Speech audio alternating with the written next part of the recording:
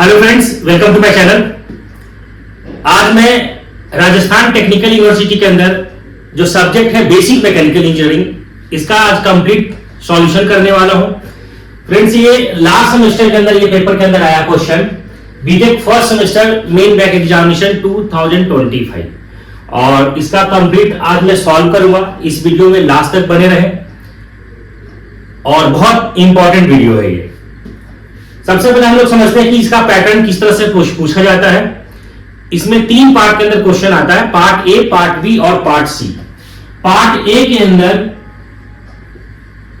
10 question पूछा जाता है और एक क्वेश्चन 2 मार्क्स का होता है और ये कंपलसरी होता है, 20 मार्क्स का क्वेश्चन आता है। जो पार्ट बी है, पार्ट बी से जो क्वेश्चन पूछा जाता है ये 7 क्वेश्चन पूछा जाता है और 7 में से 5 क्वेश्चन करना होता है और ये क्वेश्चन जो होता है वो 4 मार्क्स का होता है। तो यहां से 20 मार्क्स का क्वेश्चन पूछे जाते हैं बी पार्ट से। सी पार्ट जो होता है, सी पार्ट से हमारा जो क्वेश्चन पूछा जाता है 5 क्वेश्चन होता है और 5 में से 3 क्वेश्चन करना होता है और एक क्वेश्चन जो होता है वो 10 मार्क्स का होता है।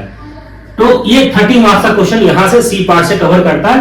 तो टोटल यहां से जो क्वेश्चन कवर करता है वो कितना करता है, 70 मार्क्स। ये 70 मार्क्स का पेपर यहां से आता है और 30 मार्क्स का आपके जो कॉलेज में मिड टर्म एग्जामिनेशन होता है वहां से मार्क्स जाता है। तो टोटल ये 100 मार्क्स का ये पेपर होता है कंप्लीट, इंटरनल और एक्सटर्नल मिला करके। आज मैं जो सॉल्व करूंगा, जो एक्सटर्नल एग्जामिनेशन जो 70 मार्क्स का जो पेपर है, इसके अंदर पार्ट ए, पार्ट बी और पार्ट सी तीनों पार्ट से कंप्लीट सॉल्यूशन करने वाला हूं। तो आइए फ्रेंड्स, हम लोग देखते हैं कि क्वेश्चन किस तरह से पूछा हुआ है और किस तरीके से यहां हमें लिखना है, एग्जामिनेशन के अंदर स्टेप बाय स्टेप सॉल्व करना है। तो आइए सबसे पहले हम लोग पार्ट ए के अंदर क्वेश्चन देखते हैं। यहां पे पार्ट ए के अंदर हम लोग जो क्वेश्चन करेंगे, यहां से हम ये क्वेश्चन एक बार रीड कर लेते हैं, आप है ना, आप लोग देख लीजिए कि क्वेश्चन किस तरीके से पूछा हुआ है। तो यहां पे देखिए पार्ट ए के अंदर जो क्वेश्चन है वो है first question, explain the open and close system. Second question की मैं बात करता हूं, what is the function of foot valve in suction pipe. Third question है difference between belt drive and rope drive. Fourth question, state the use of piston ring in IC engine.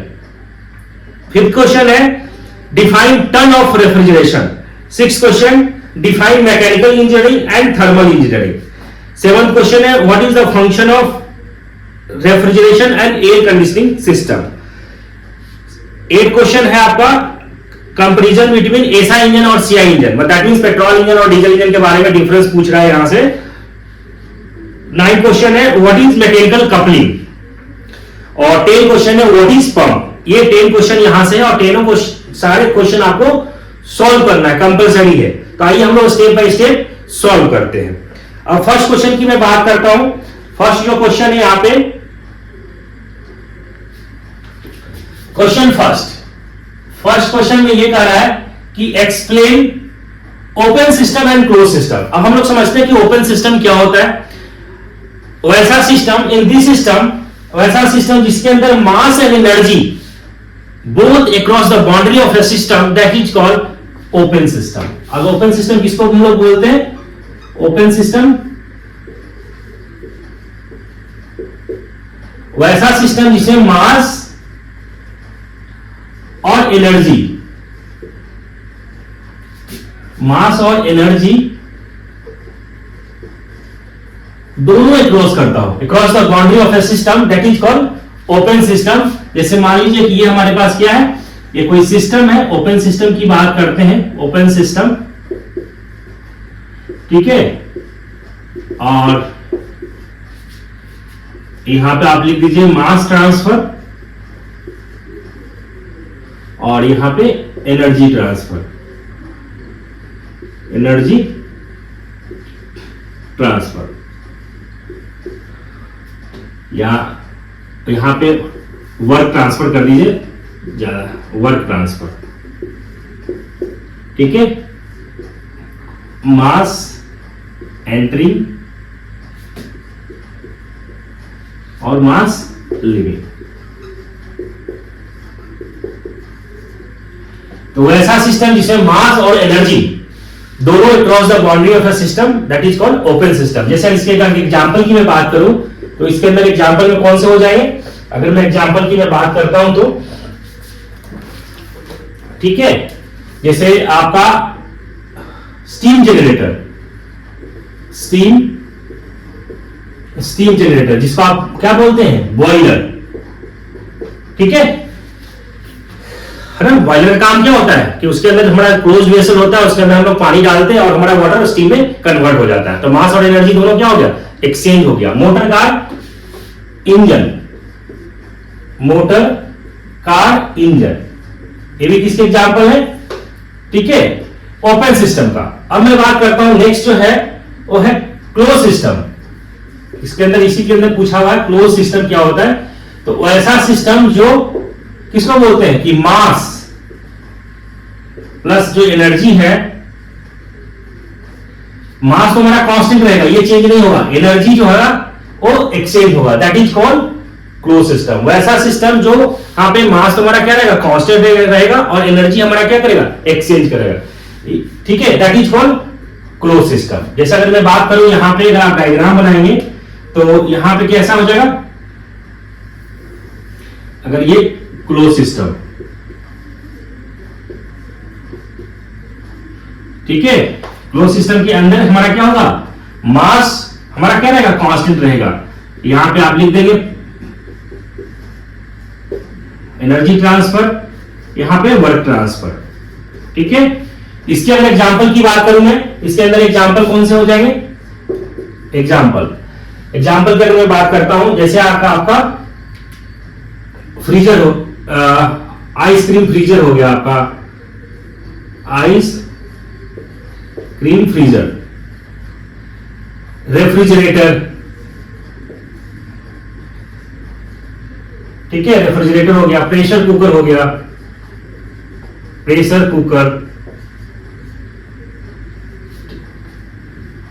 ठीक है, motor car battery हो गया, motor car battery, ये सब किसके example हो गए, क्लोज सिस्टम के अंदर। तो आपको ये 2 मार्क्स के अंदर ये कंप्लीट आपको लिखना है कि ओपन सिस्टम क्या होता है, क्लोज सिस्टम क्या होता है, उसको इस तरीके से आपको डायग्राम बना करके एक्सप्लेन करना है। आइए हम लोग अब नेक्स्ट क्वेश्चन की तरफ चलते हैं, क्वेश्चन सेकंड की तरफ।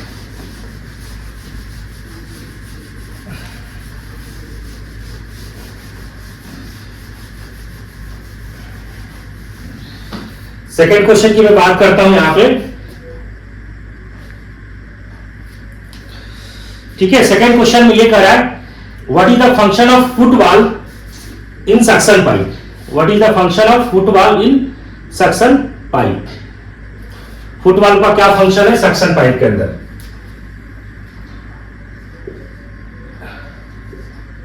सेकंड क्वेश्चन, अब हम लोग फुटबॉल जो हम लोग जब डायग्राम बनाते थे, हम लोग स्टडी करते हैं कि सिंपल जो हम सेंट्रीफ्यूगल पंप के अंदर जो हम लोग डायग्राम बनाते थे, सिंपल अगर मैं बात करूं कि अगर सेंट्रीफ्यूगल पंप में तो हमारा क्या होता था, ये हमारा यहाँ पे इसके अंदर आई ऑफ इंपेलर इसके अंदर बनाते थे, इस तरीके से आई ऑफ इंपेलर इसके अंदर होता था। यहां से हम लोग क्या करते हैं, सक्शन पाइप होता था और यहां से हमारा डिस्चार्ज पाइप होता था, ठीक है। ये हमारा क्या है, सक्शन पाइप, ठीक है, सक्शन पाइप, और ये हमारा क्या होता था यहां पे, डिस्चार्ज पाइप,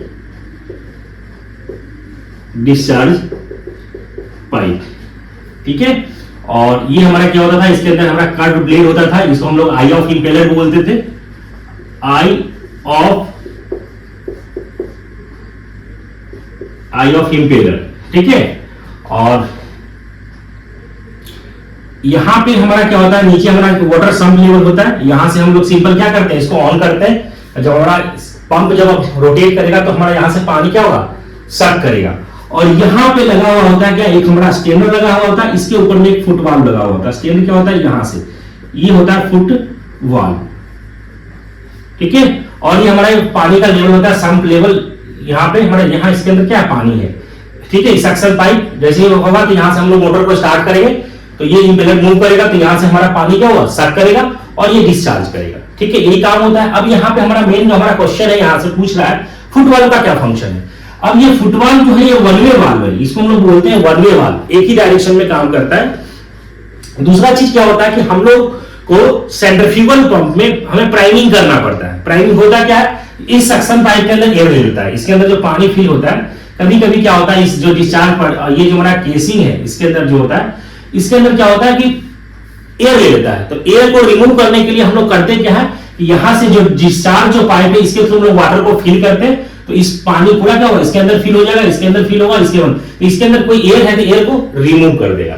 तो हमारा पर्पस जो है ये फुट वाल्व का जो फंक्शन है वो क्या करता है, ये वन वे वाल्व है, और जो हमारा जो एयर जो लेता है उसको फिर ये इसके अंदर जो सक्शन पाइप के अंदर जो एयर ले लेता है उसको भी ये रोकने का काम करता है। तो हम लोग जनरली इसको कहां पे यूज करते हैं, ये सेंट्रीफ्यूगल पंप में हम लोग यहाँ पे लगाते हैं। और नीचे जो लगा हुआ होता है ये स्टेनर लगा हुआ होता है, स्टेनर होता है, और ये जाली टाइप का हुआ होता है ना, होता है ताकि इसके अंदर कोई डस्ट पार्टिकल ऐसा कुछ जो है वो इसके अंदर ना आ जाए सक्शन पाइप के अंदर, ठीक है। नहीं तो ये क्या होगा, यहां से खींचेगा और ये यहाँ पे पहुंच जाएगा। तो इसको रोकने के लिए यहाँ पे नीचे स्टेनर लगा देते हैं। तो हमारा मेन पर्पस जो फुट वाल्व का है वो वन वे वाल्व में एक ही डायरेक्शन में काम करता है। जैसे मोटर को स्टार्ट करते तो ये ओपन हो गया, फिर ये क्लोज हो जाता है, ताकि इसके अंदर सक्शन पाइप के अंदर जो एयर लेता है उसको रोकने का काम करता है। तो ये फंक्शन है हमारा फुट वाल्व का। अब हम लोग बात करते हैं नेक्स्ट क्वेश्चन की तरफ। थर्ड क्वेश्चन ये कह रहा है कि difference between belt drive and rope drive, ठीक है। इसके अंदर थर्ड क्वेश्चन ये कह रहा है, third question difference between belt drive, difference between belt drive and rope drive. Belt drive और रोप ड्राइव में क्या डिफरेंस है, तो generally rope drive, belt drive जो हम लोग यूज करते हैं अल्टीमेटली हमारा क्या होता है, पावर को ट्रांसमिट करने के लिए करते हैं। रोप ड्राइव से भी हम लोग पावर को ट्रांसमिट करते हैं, पावर ट्रांसमिशन में हम लोग यूज करते हैं। लेकिन अगर हमारा बेल ड्राइव जनरली देखते होंगे फ्लोर मिल्स में यूज करते हैं, ठीक है, बेल ड्राइव का।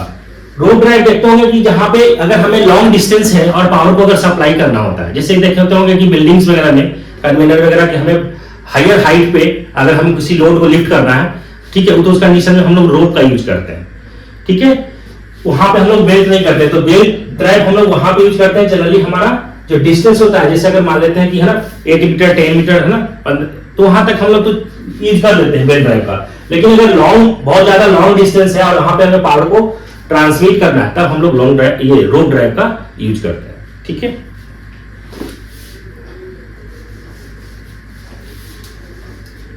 क्वेश्चन नंबर 4, क्वेश्चन नंबर 4 के अंदर कह रहा है कि what is the use of piston ring, use of piston ring in IC engine. IC engine में पिस्टन रिंग का क्या काम होता है ना। तो हम लोग देखते होंगे कि जो इंजन जो हमारा जो होता है, इंजन के अंदर पिस्टन लगा होता है, उसके अंदर रिंग लगे हुए होते हैं गोल गोल। अल्टीमेटली हमारा जो मेन प्राइमरी जो काम है, मेन जो फंक्शन काम क्या है कि सील द कंबशन चैम्बर। ये क्या काम करता है, सील द कंबशन चैम्बर, ठीक है। अल्टीमेटली अगर एक लाइन में बात करें तो कंबशन चैम्बर को जो है उसको बिल्कुल सील कर देता है। इसका काम हमारा रिंग का काम है, पिस्टन रिंग का काम है आईसी इंजन के अंदर। अब मैं नेक्स्ट क्वेश्चन की बात करता हूं, question number 5, ton of refrigeration. Question number यहां जो 5 है पूछता है कि 1 टन ऑफ रेफ्रिजरेशन, ठीक है। टन ऑफ रेफ्रिजरेशन का मतलब क्या होता है, टन ऑफ रेफ्रिजरेशन, ठीक है। अगर मैं बात करूं 1 टन ऑफ रेफ्रिजरेशन जो डिफाइन करता है, ये डिफाइन क्या करता है कि जैसे मान लीजिए कि एक रूम के अंदर 1000 kg आइस आप रख दीजिए 0 डिग्री सेल्सियस पे 24 आवर के लिए, एक दिन के लिए, और एक रूम के अंदर आप 1 टन ऑफ रेफ्रिजरेशन, ये टन ऑफ जो रेफ्रिजरेशन जो रिप्रेजेंट करता है, ये कूलिंग कैपेसिटी को बताता है। ये हमारा वेट नहीं है, ये कूलिंग कैपेसिटी को डिनोट करता है कि एक रूम के अंदर 1000 kg आप आइस रख दीजिए और एक रूम के अंदर आप क्या कीजिए 1 TR का आप एसी चला दीजिए 24 आवर के लिए। तो 1000 kg आइस से जितना हमें कूलिंग इफेक्ट मिलेगा वो 1 टन ऑफ रेफ्रिजरेशन कहलाएगा, है ना, 24 आवर के अंदर। तो ये कहा जाता है, इसको ऐसे डिफाइन करेंगे ये turn of refrigeration is defined as the heat absorbed. Turn of refrigeration is defined as the heat absorbed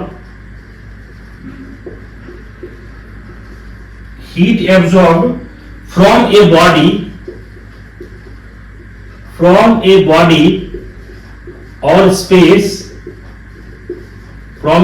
or space to be cooled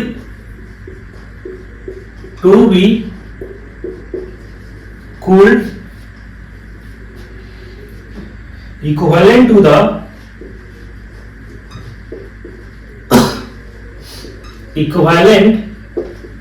latent heat of fusion of the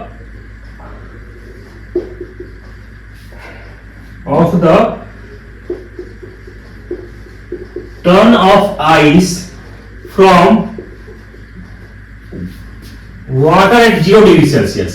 Water at 0 degree Celsius to form ice at 0 degree Celsius in 24 hours.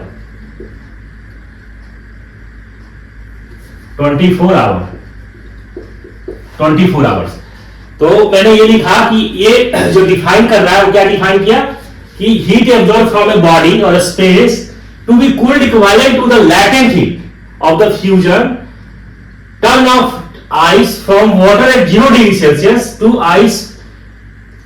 From ice at 0 degree Celsius in 24 our.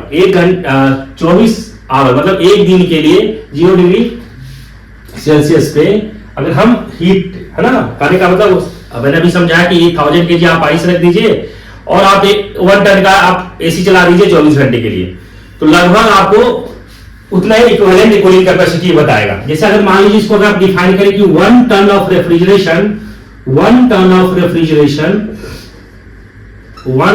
Refrigeration ये जो होता है 211 kilo joule पर minute. अगर इसी को kilowatt के अंदर कन्वर्ट करें तो लगभग मान के चलिए कि 3.5 किलोवाट इतना पावर कंज्यूम करता है 1 टन ऑफ रेफ्रिजरेशन. ठीक है, इसको इस तरीके से डिफाइन करना है. अगर मैं बात करता हूं नेक्स्ट क्वेश्चन का, क्वेश्चन नंबर 6 जो है mechanical engineering and thermal engineering. ठीक है, नेक्स्ट जो क्वेश्चन है क्वेश्चन नंबर 6 की मैं बात करता हूं mechanical engineering. Mechanical energy and thermal energy. Mechanical energy and thermal energy की बात कर रहे हैं यहां पे. अब हम लोग समझते हैं कि मैकेनिकल एनर्जी क्या होता है. सिंपल मैं बात करूं कि अगर मैकेनिकल एनर्जी जो होता है, ठीक है, मैकेनिकल एनर्जी की अगर मैं बात करूं, मैकेनिकल एनर्जी तो यहां पे क्या होता है, it is the sum of kinetic energy plus potential energy. ठीक है, है ना, पोटेंशियल एनर्जी काइनेटिक है ना, इसको हम लोग इनको क्या बोलते हैं, पोटेंशियल एनर्जी, और ये क्या कहलाता है, काइनेटिक एनर्जी.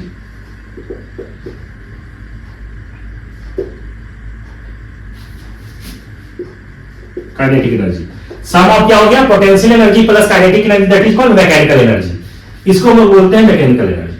अब मैं बात करता हूं थर्मल एनर्जी. तो थर्मल एनर्जी को जो जनरली हम लोग जो डिफाइन करते हैं, थर्मल एनर्जी इसको बोल सकते हैं refer to the energy combined with in a system that is responsible for its temperature. जैसे heat is the flow of thermal energy. तो हमारा ये कोई सी सिस्टम के अंदर, ठीक है, जो हमारा एनर्जी जो ट्रांसफॉर्म होगा, थर्मल मींस हीट, तो इन द हीट जो हमारा हीट के फॉर्म में जो हमारा होगा वो हमारा कहलाएगा थर्मल. जैसे heat is a form of thermal energy. तो किसी भी इंजन के अंदर जो हमारा जो हीट जो ट्रांसफॉर्म हो रहा है, तो इसको हम लोग बोलते हैं, बोल सकते हैं कि हीट, यहां पे heat is a form of thermal energy. क्या लिख सकते हैं, heat is a form of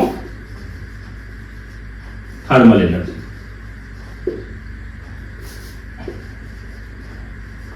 heat is a form of thermal energy. ठीक है, इसको ऐसे डिफाइन कर सकते हैं। तो ये 2 मार्क्स के अंदर अगर आपसे यहां से क्वेश्चन पूछता है तो इस तरीके से आपको लिखना है। ठीक है, अब मैं नेक्स्ट क्वेश्चन की तरफ चलता हूं। क्वेश्चन नंबर 7 आपको इसी तरीके से लिखना है फ्रेंड्स, बिल्कुल स्टेप बाय स्टेप आपको एग्जामिनेशन में मेंशन करना है। ठीक है, अब मैं नेक्स्ट क्वेश्चन की बात करता हूं। Question number 7, what is the function of refrigeration and air conditioning. इसका क्या फंक्शन है, रेफ्रिजरेशन और एयर कंडीशनिंग। अगर मैं बात करता हूं क्वेश्चन नंबर 7, ये कह रहा है कि रेफ्रिजरेशन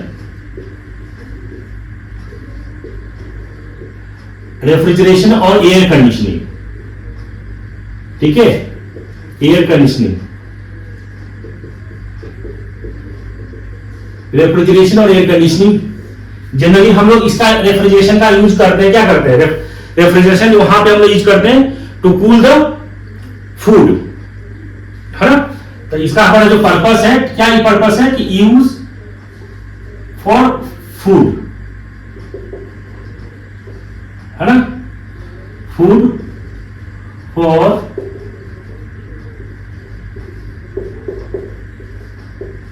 फूड प्रिजर्वेशन। ठीक है, और हम लोग यहां पे क्या करते हैं, कंडीशनिंग में हम लोग यहां पे तो अल्टीमेटली जो हम करते हैं, तो it is used to cool for, है ना, specially used to cool for the food, for food preservation, है ना। हम कूल को, है ना, जो हमारा फूड जो होता है उसको ठंडा करने का काम में लेते हैं। ठीक है, और हमारा अल्टीमेटली हमारा जो एसी जो यूज करते हैं वो क्या करते हैं, कहां पे यूज करते हैं, जो हमारा जो रूम है उसको क्या करते हैं, ठंडा करते हैं। रूम को हम लोग कूल करते हैं, ठंडा करते हैं। वह जो हमारा ह्यूमिडिटी है उसके अंदर उसको भी हम मेंटेन रखते हैं। ठीक है, इसको लिख सकते हैं यूज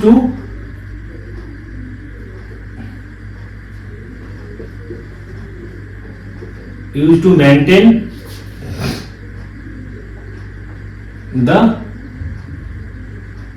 द आप ह्यूमिडिटी।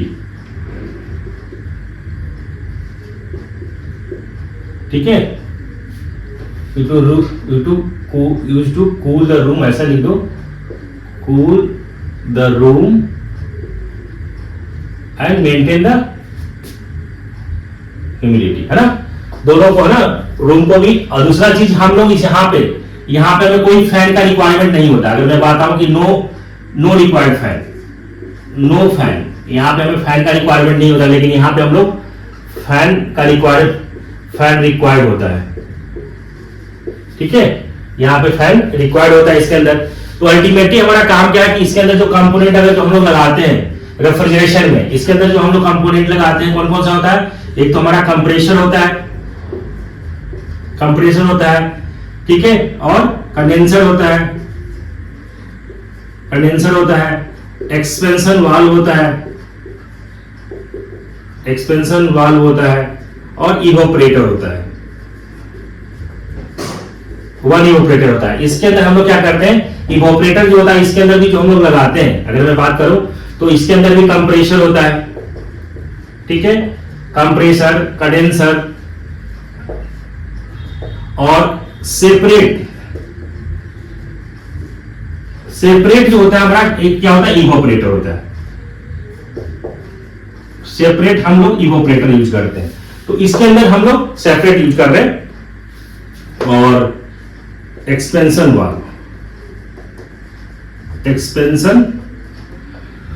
वाल्व ये भी यूज करते हैं। तो हमारा जो डिफरेंस की अगर मैं बात करें तो इसमें 2 पॉइंट्स आप डिफरेंस इस तरीके से आप लिख सकते हैं। इसके अंदर हमारा अल्टीमेटली हमारा जो काम क्या है रेफ्रिजरेशन का, जो हमारा जो ऑब्जेक्ट है, जो हमारा जो फूड है, ठीक है, उसको हम ठंडा करने का काम करते हैं। लेकिन यहाँ पे हम लोग क्या कर रहे हैं, एसी के अंदर हम लोग क्या करते हैं, ठीक है, हमारा जो पर्पस होता है, जो रूम जो है उसका टेम्परेचर को कूल डाउन करते हैं। ठीक है, उसकी ह्यूमिडिटी को मेंटेन रखते हैं। तो ये सारी चीजें हैं। इसके अंदर हमारा फैन का रिक्वायरमेंट होता है, इसके अंदर नहीं होता है। इसके अंदर कंपोनेंट की बात करें तो कंप्रेसर है, कंडेंसर है, एक्सपेंशन वाल्व है, इवोपरेटर है। इसकी बात करता हूं तो मैं कंप्रेसर, एक्सपेंशन, इसके अंदर भी कंपोनेंट होता है, लेकिन ये हमारा जो सेपरेट जो होता है वो क्या होता है, इवोपरेटर होता है। तो ये सब इस तरीके से आपको एग्जामिनेशन के अंदर आपको लिखना है।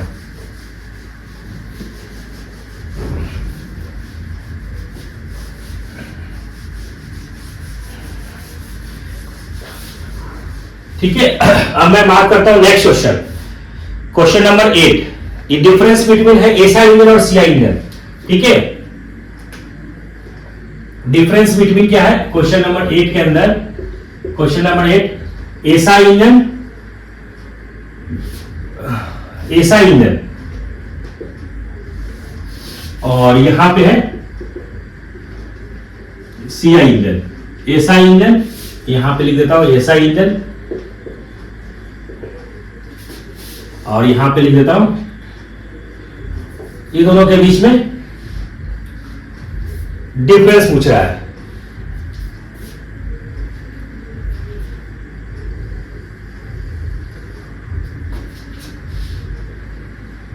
अब मैं बात करता हूं कि एसआई इंजन के अंदर spark ignition engine petrol engine की बात कर रहा है और ये compression ignition engine diesel engine की बात कर रहा है।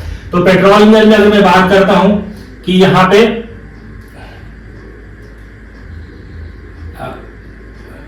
लिखो वेरिएबल फैक्टर, कौन कौन से वेरिएबल फैक्टर है। तो यहां पे अगर मैं बात करता हूं कि एसआई इंजन के अंदर फ्यूल की बात करता हूं, तो फ्यूल इसके अंदर क्या यूज करेंगे, पेट्रोल, इसके अंदर क्या यूज करेंगे, डीजल। ठीक है, नेक्स्ट की बात करता हूं थर्मोडायनेमिक साइकिल। थर्मोडायनेमिक साइकिल किस साइकिल पे काम करता है, ऑटो साइकिल पे काम करता है। ये किस साइकिल पे काम करता है, डीजल साइकिल पे काम करता है। नेक्स्ट मैं बात करूं इसमें कि कंप्रेशर रेशियो, तो इसके अंदर कितना होता है, 6:10 होता है। इसके अंदर कितना होता है, 15:25 होता है। ठीक है, एयर फ्यूल रेशियो, अगर मैं बात करूं कि एयर फ्यूल रेशियो, ठीक है, एयर फ्यूल का रेशियो कितना होता है, तो अगर मैं बात करूं तो यहां से 1:17 होता है। इसके अंदर की मैं बात करूं तो 17:100 होता है। तो इस तरीके से आपको यहां पे लिखना है। नेक्स्ट क्वेश्चन की मैं बात करूं यहां पे, ठीक है, इग्निशन सिस्टम की बात करें, इग्निशन सिस्टम, तो इग्निशन सिस्टम में हमारा क्या होता है, इसके अंदर हम पेट्रोल यूज करते हैं। ठीक है, इसके अंदर हम क्या यूज करते हैं, डीजल यूज करते हैं। ठीक है, अगर मैं बात करूं यहां पे कि कॉस्ट की बात करूं, इनिशियल कॉस्ट, ठीक है, आप यहां पे लिख दीजिए इनिशियल कॉस्ट। इनिशियल कॉस्ट में क्या होगा, पेट्रोल इंजन का गाड़ी क्या होता है, इनिशियल कॉस्ट पेट्रोल इंजन का गाड़ी क्या होगा, लो होगा, और डीजल इंजन का गाड़ी क्या होगा, हाई होगा। लेकिन अगर मैं रनिंग कॉस्ट की बात करूं यहां पे, रनिंग कॉस्ट, ठीक है, तो रनिंग कॉस्ट में क्या हो जाएगा, रनिंग कॉस्ट के अंदर ये हाई हो जाएगा, ये लो हो जाएगा। ठीक है, हाई हो जाएगा, लो हो जाएगा।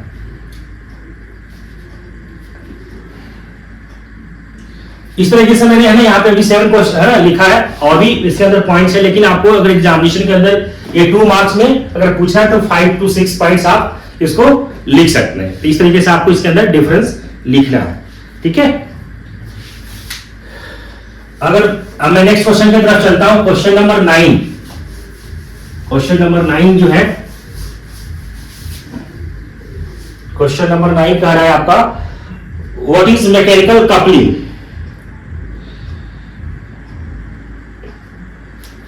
ठीक है, question number 9, mechanical coupling. Mechanical coupling, देखिए मैकेनिकल कपलिंग क्या होता है, mechanical coupling is a device, इसको आप इसको ऐसे लिखिए कि mechanical coupling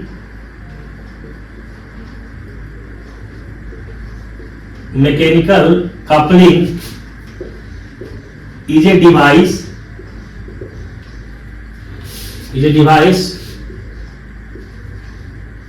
to connect two shaft to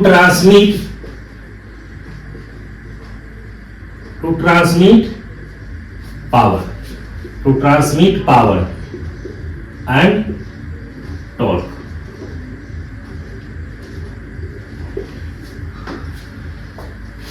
simple अगर मैं बात करूं कि है ना, कपलिंग का काम क्या होता है कि connect to rotating shaft to है ना सांप को कनेक्ट करता है और हमें क्या करता है अल्टीमेटली जब टू सांप को कनेक्ट करेगा तो हमें ट्रांसमिशन पावर प्रोवाइड करेगा, टू ट्रांसमिट कनेक्ट टू सांप टू ट्रांसमिट पावर, ठीक है, ट्रांसमिशन ऑफ पावर, इसको पावर कर सकते हैं, ट्रांसमिशन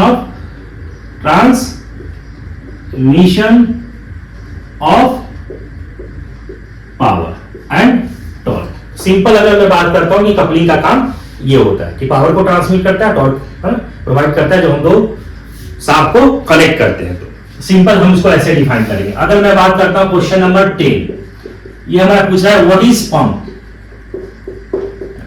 अपन सिंपल डिफाइन करते हैं कि पंप का काम क्या है। Pump is a hydraulic machine which convert mechanical energy into hydraulic energy, that is called pump. Simple pump का काम क्या है, pump is a hydraulic machine, pump is a hydraulic machine which convert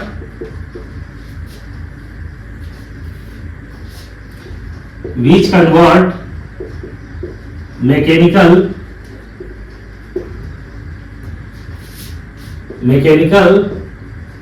energy into hydraulic energy. Hydraulic energy is called pump. Simple काम ये है कि mechanical energy को hydraulic energy में कन्वर्ट करता है, दैट इज कॉल्ड पंप। तो ये हमारे 10 क्वेश्चन यहां से था पार्ट ए के अंदर। जो हमारा पार्ट ए के अंदर जो क्वेश्चन पूछा हुआ था वो 10 क्वेश्चन है, इस तरीके से इसमें लिखना है। अब मैं बात करता हूं फ्रेंड्स पार्ट बी के अंदर, तो हम नेक्स्ट वीडियो में कवर करेंगे पार्ट बी, ठीक है, और नेक्स्ट वीडियो में कवर करेंगे पार्ट सी। आई होप ये समझ में आ गया होगा। समझ में आ गया तो चैनल पे अगर पहली बार आए तो चैनल को सब्सक्राइब कर ले, नोटिफिकेशन को ऑन कर ले। अब हम नेक्स्ट वीडियो इसके बाद देखेंगे। Thank you.